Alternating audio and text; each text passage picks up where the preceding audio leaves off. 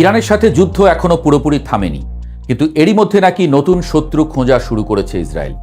Israeli পত্রিকা মারিভে একটা বিস্ফোরক কলাম লিখে বিশ্লেষক বোয়াজ গোলানি সরাসরি বলে দিয়েছেন প্রতিযোগিতায় আছে মাত্র দুটো নাম, তুরস্ক আর পাকিস্তান। আর ঠিক সেই মুহূর্তে আঙ্কারা থেকে তুরস্কের পররাষ্ট্রমন্ত্রী হাকান ফিদান পাল্টা গর্জন ছেড়েছেন। ইরানের পর ইসরায়েল শত্রু ছাড়া বাঁচতে পারে না। বিশ্লেষকদের মতে মধ্যপ্রাচ্যের এই নতুন যুদ্ধের সংকেত এখন আর শুধু আরব মরুভূমিতে সীমাবদ্ধ নেই, আগুনের লেলিহান শিখা ছড়িয়ে পড়ছে ভূমধ্যসাগরের নীল জলেও। টেকনিয়ন বিশ্ববিদ্যালয়ের অধ্যাপক ও পররাষ্ট্রনীতি বিশ্লেষক বোয়াজ গোলানির কথাটা বুঝতে হলে একটু পেছনে তাকাতে হবে। ইরান 3 দশক ধরে ইসরায়েলের সবচেয়ে বড় শত্রু হিসেবে মধ্যপ্রাচ্যে তাণ্ডব চালিয়ে এসেছে, কিন্তু ইরান ইসরায়েল যুদ্ধ সেই অধ্যায়টাই শেষ করে দিয়েছে। মার্কিন ইসরায়েলি হামলায় ইরানের সামরিক শক্তি মাটিতে মিশে গেছে, অর্থনীতি দেউলিয়ার দরজায়। ফলে যে শূন্যস্থান তৈরি হয়েছে সেটা পূরণ করার দৌড়ে আছে দুটো দেশ, 85 মিলিয়ন জনসংখ্যার তুরস্ক আর 240 মিলিয়নের পাকিস্তান। গোলানির সতর্কবার্তা ছিল পরিষ্কার, এই দুটির মধ্যে কোনটা সামনে আসবে সেটা ইসরায়েলের হাতে নেই, কিন্তু দুটো পথই প্রায় সমান বিপজ্জনক। তুরস্কের নাম কেন এই তালিকায় সবার আগে? কারণটা পুরনো এবং একই সঙ্গে তাজা।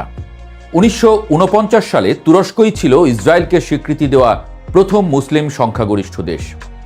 দশকের পর দশক দুই দেশের মধ্যে সামরিক ও ব্যবসায়িক সম্পর্ক ছিল গভীর, কিন্তু 2010 সালে মাভি মর্মরা জাহাজে ইসরায়েলি কমান্ডোদের হামলায় 10 তুর্কি নাগরিক নিহত হবার পর সেই সম্পর্কে ফাটল ধরে। গাজা যুদ্ধের পর সেই ফাটল পরিণত হয়েছে গভীর খাদে। এরদোয়ান নেতানিয়াহুকে সরাসরি এ যুগের হিটলার বলেছেন, আর ইসরায়েলের সাবেক প্রধানমন্ত্রী নাফতালি বেনেট পাল্টা ঘোষণা দিয়েছেন তুরস্কই নতুন ইরান।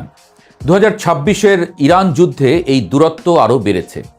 এরদোয়ান মার্কিন ইসরায়েলি হামলাকে আন্তর্জাতিক আইনের লঙ্ঘন বলে নিন্দা জানিয়েছেন। ইরানি জনগণকে বলেছেন প্রতিবেশী ও ভাই।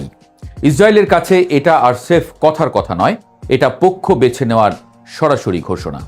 তুরস্কের পররাষ্ট্রমন্ত্রী ফিদান কিন্তু চুপ করে বসে নেই।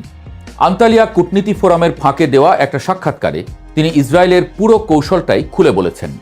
ফিদানের কথা হলো, ইরানের পর ইসরায়েল শত্রু ছাড়া বাঁচতে পারে না।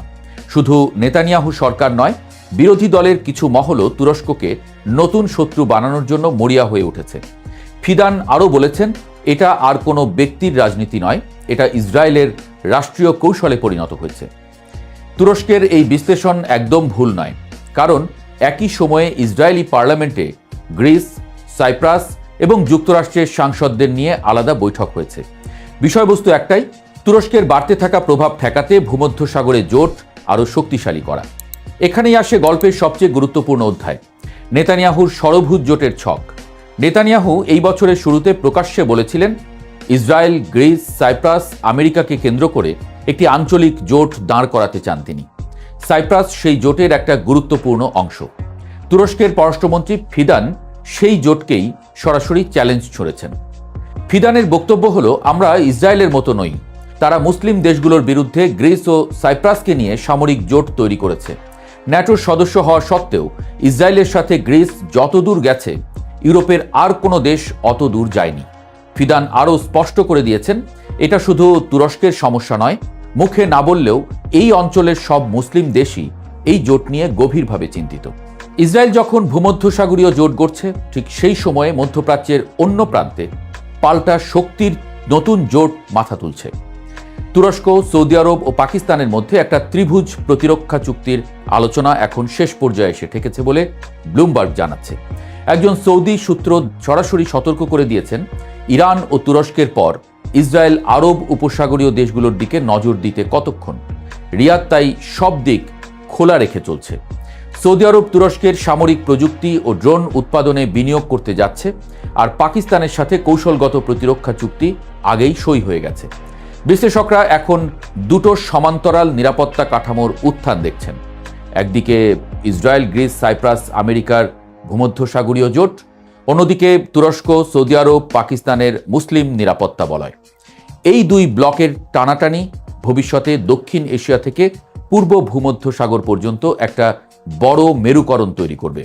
একদিকে পাকিস্তান, সৌদি আরব, মিশর, তুরস্ক, অন্যদিকে ইসরায়েল, ভারত, সংযুক্ত আরব আমিরাত, গ্রিস। ওয়াশিংটন এই পুরো ছকে একটা অদ্ভুত সমস্যায় পড়েছে। আমেরিকার বিশেষ দূত টম ব্যারাক আন্তালিয়া ফোরামে পরিস্থিতি ঠান্ডা করতে বলেছেন, তুরস্ক ইসরায়েল উত্তেজনা আসলে কথার লড়াই, সত্যিকারের সংঘর্ষ নয়। ব্যারাকের মতে জ্বালানি নিরাপত্তার স্বার্থেই দুই দেশের একসঙ্গে কাজ করা দরকার, কারণ তুরস্কের মধ্য দিয়ে তেল, গ্যাস আর ইন্টারনেটের কেবল যায়। কিন্তু বাস্তবতা হলো, ট্রাম্প একদিকে ইসরায়েলের সবচেয়ে বড় সামরিক মিত্র, অন্যদিকে এরদোয়ানের সাথে তার ব্যক্তিগত সম্পর্কও ভালো।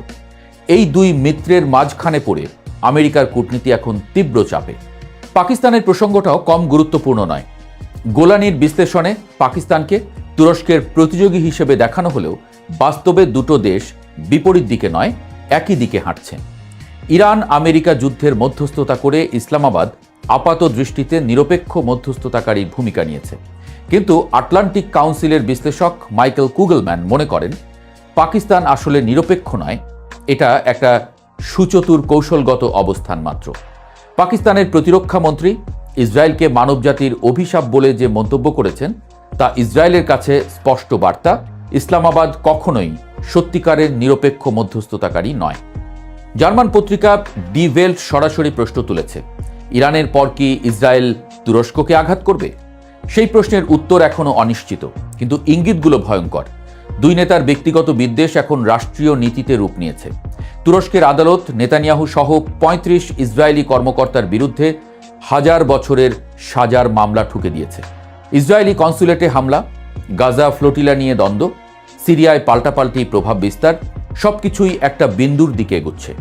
মধ্যপ্রাচ্যের বালুচরে যে নতুন যুদ্ধের মানচিত্র আঁকা হচ্ছে, তাতে আর কেবল ইরানের নাম নেই। এক সময়ের ঘনিষ্ঠ মিত্র তুরস্ক ও ইসরায়েল এখন পরস্পরের চোখে চোখ রেখে দাঁড়িয়ে আছে, মাঝখানে শুধু একটা স্ফুলিঙ্গের অপেক্ষা। ইরানের ধ্বংসস্তূপের ধোঁয়া মেলানোর আগেই পরবর্তী অগ্নিকুণ্ডের ইন্ধন প্রস্তুত। এবার সেটা ঐতিহাসিক বসফরাসের তীর থেকেই।